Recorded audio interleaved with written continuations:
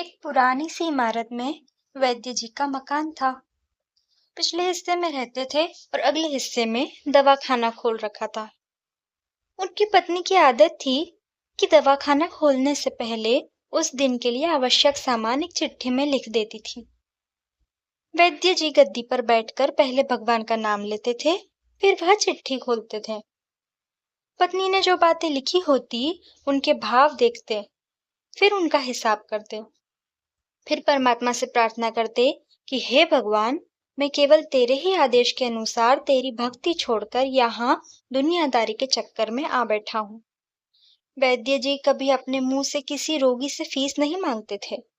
कोई देता था, कोई नहीं देता था, किंतु एक बात निश्चित थी कि ज्यों ही उस दिन के आवश्यक सामान खरीदने योग्य पैसे पूरे हो जाते थे, उसके बाद वह किसी भी दवा के पैसे नहीं लेते थे, चाहे रोगी कितना ही धनवान क्यों ना हो। एक दिन वैद्य जी ने दवाखाना खोला। गद्दी पर बैठकर परमात्मा का स्मरण करके पैसे का हिसाब लगाने के लिए आवश्यक सामान वाली चिट्ठी खोली तो वह चिट्ठी को एक टक देखते ही रह गए। एक बार तो उनका मन भटक गया। उन्हें अपनी आंखों के सामने तारे चमकते हुए नजर आए, किंतु शीघ्र ही उन्होंने अपनी तंत्रिकाओं पर नियंत्रण पा लिया। आटे, दाल, चावल आदि के बाद पत्नी ने लिखा था, बेटी का विवाह 20 तारीख को है, उसके दहेज का सामान। कुछ देर सोचते रहे, फिर बाकी चीजों की कीमत लिखने के बाद दहेज के सामान लिखा। यह काम परमात्मा का है, परमात्मा जाने। एक दो रोगी आए थे, उन्हें वैद्य जी दवाई दे रहे थे। इसी दौरान एक बड़ी सी कार उनके दवाखाने के सामने आकर रुकी। वैद्य जी ने कोई खास तवज्जो नहीं दी, क्योंकि कई कारों वाले उनके पास आते रहते थे। दोनों मरीज दवाई लेकर चले गए। वह सूटेड बूटेड साहब कार से बाहर निकले और नमस्ते कहकर बेंच पर बैठ गए। वैद्य जी ने कहा कि अगर आपको अपने लिए दवा लेनी है तो इधर स्टूल पर आए, ताकि आपकी नाड़ी देख लूं, और अगर किसी रोगी की दवाई लेकर जाना है तो बीमारी की स्थिति का वर्णन करें। वह साहब कहने लगे, वैद्य जी, आपने मुझे पहचाना नहीं। मेरा नाम प्रश्नलाल है, लेकिन आप मुझे पहचान भी कैसे सकते हैं, क्योंकि मैं 15-16 साल बाद आपके दवाखाने पर आया हूँ।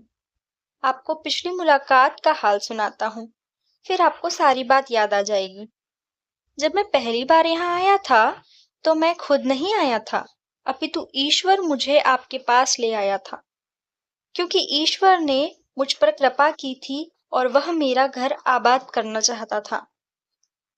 हुआ इस तरह था कि मैं कार से अपने पैतृक घर जा रहा था। बिल्कुल आपके दवाखाने के सामने हमारी कार पंचर हो गई। ड्राइवर कार का पहिया उतार कर पंचर लगवाने चला गया। आपने देखा कि गर्मी में मैं कार के पास खड़ा था, तो आप मेरे पास आए और दवाखाने की ओर इशारा किया और कहा कि इधर आकर कुर्सी पर बैठ जाएं। अंधा क्या चाहे, 2 आंखें और कुर्सी पर आकर बैठ गया। ड्राइवर ने कुछ ज्यादा ही देर लगा दी थी। एक छोटी सी बच्ची भी यहाँ आपकी मेज के पास खड़ी थी और बार बार कह रही थी, चलो ना बाबा, मुझे भूख लगी है। आप उससे कह रहे थे कि बेटी थोड़ा धीरज धरो, चलते हैं। मैं ये सोचकर इतनी देर से आपके पास बैठा था और मेरे ही कारण आप खाना खाने भी नहीं जा रहे थे। मुझे कोई दवाई खरीद लेनी चाहिए ताकि आप मेरे बैठने का भार महसूस न करें। मैंने कहा, वैद्य जी, मैं पिछले 5-6 साल से इंग्लैंड में रहकर कारोबार कर रहा हूँ। इंग्लैंड जाने से पहले मेरी शादी हो गई थी, लेकिन अब तक बच्चे के सुख से वंचित हूँ। यहाँ भी इलाज कराया और वहाँ इंग्लैंड में भी, लेकिन किस्मत ने निराशा के सिवा कुछ नहीं दिया। आपने कहा था, मेरे भाई, भगवान से निराश न हो। याद रखो कि उसके कोष में किसी चीज की कोई कमी नहीं है। आस, औलाद, धन, इज्जत, सुख, दुख, जीवन, मृत्यु सब कुछ उसी के हाथ में है। यह किसी वैद्य या डॉक्टर के हाथ में नहीं होता और न ही किसी दवा में होता है। जो कुछ होना होता है वह सब भगवान के आदेश से होता है। औलाद देनी है तो उसी ने देनी है। मुझे याद है आप बातें करते जा रहे थे और साथ साथ पुड़िया भी बनाते जा रहे थे। सभी दवा आपने 2 भागों में विभाजित कर दी, 2 अलग-अलग लिफाफों में डाल दी थी और फिर मुझसे पूछकर आपने एक लिफाफे पर मेरा और दूसरे पर मेरी पत्नी का नाम लिखकर दवा उपयोग करने का तरीका बताया था। मैंने तब बेदिली से वह दवाई ले ली थी, क्योंकि मैं सिर्फ कुछ पैसे आपको देना चाहता था। लेकिन जब दवा लेने के बाद मैंने पैसे पूछे तो आपने कहा था, बस ठीक है। मैंने जोर डाला तो आपने कहा कि आज का खाता बंद हो गया है। मैंने कहा, मुझे आपकी बात समझ नहीं आई। इसी दौरान वहाँ एक और आदमी आया। उसने हमारी चर्चा सुनकर मुझे बताया कि खाता बंद होने का मतलब यह है कि आज के घरेलू खर्च के लिए जितनी राशि वैद्य जी ने भगवान से मांगी थी, वह ईश्वर ने उन्हें दे दी है। अधिक पैसे वे नहीं ले सकते। मैं कुछ हैरान हुआ और कुछ दिल में लज्जित भी कि मेरे विचार कितने निम्न थे और यह सरलचित्त व्यक्ति कितना महान है। मैंने जब घर जाकर पत्नी को औषधि दिखाई और सारी बात बताई तो उसके मुंह से निकला, वो इंसान नहीं देवता है और उसकी दी हुई दवा ही हमारे मन की मुराद पूरी करने का कारण बनेगी। आज मेरे घर में 2 फूल खिले हुए हैं। हम दोनों पति पत्नी हर समय आपके लिए प्रार्थना करते रहते हैं। इतने साल तक कारोबार ने फुर्सत ही न दी कि स्वयं आकर आपसे धन्यवाद के 2 शब्द ही कह जाता। इतने बरसों बाद आज भारत आया हूँ और कार केवल यहीं रोकी है। वैद्य जी, हमारा सारा परिवार इंग्लैंड में सेटल हो चुका है। केवल मेरी एक विधवा बहन अपनी बेटी के साथ भारत में रहती है। हमारी भांजी की शादी इस महीने की 21 तारीख को होनी है। न जाने क्यों जब जब अपनी भांजी के हाथ के लिए कोई सामान खरीदता था तो मेरी आंखों के सामने आपकी वह छोटी सी बेटी भी आ जाती थी और हर सामान में दोहरा खरीद लेता था। मैं आपके विचारों को जानता था कि संभवतः आप वह सामान न लें, किंतु मुझे लगता था कि मेरी अपनी सगी भांजी के साथ जो चेहरा मुझे बार बार दिख रहा है वह भी मेरी ही भांजी है।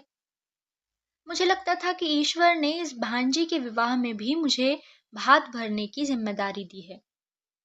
वैद्य जी की आंखें आश्चर्य से खुली रह गई और बहुत धीमी आवाज में बोले, कृष्णलाल जी, आप जो कुछ कह रहे हैं मुझे समझ नहीं आ रहा कि ईश्वर की यह क्या माया है। आप मेरी श्रीमती के हाथ की लिखी हुई यह चिट्ठी देखिए। और वैद्य जी ने चिट्ठी खोलकर कृष्णलाल जी को पकड़ा दी। वहां उपस्थित सभी यह देखकर हैरान रह गए कि दहेज का सामान के सामने लिखा हुआ था, यह काम परमात्मा का है, परमात्मा जाने। कांपती सी आवाज में वैद्यराज जी बोले, कृष्णलाल जी, विश्वास कीजिए कि आज तक कभी ऐसा नहीं हुआ कि पत्नी ने चिट्ठी पर आवश्यकता लिखी हो और भगवान ने उसी दिन उसकी व्यवस्था न कर दी हो। आपकी बातें सुनकर तो ऐसा लगता है कि भगवान को पता होता है कि किस दिन मेरी श्रीमती क्या लिखने वाली है, अन्यथा आपसे इतने दिन पहले से ही सामान खरीदना आरंभ न करवा दिया होता परमात्मा ने। वाह भगवान वाह, तू महान है, तू दयावान है। मैं हैरान हूँ कि वह कैसे अपने रंग दिखाता है। वैद्य जी ने आगे कहा, संभाला है, एक ही पाठ पढ़ा है कि सुबह परमात्मा का आभार करो, शाम को अच्छा दिन गुजरने का आभार करो, खाते समय उसका आभार करो, सोते समय उसका आभार करो। राधे कृष्ण। अगर आपको वीडियोस पसंद आ रहे हैं तो इन्हें लाइक कीजिए, शेयर कीजिए, वो चैनल को सब्सक्राइब कीजिए। जय श्री कृष्ण।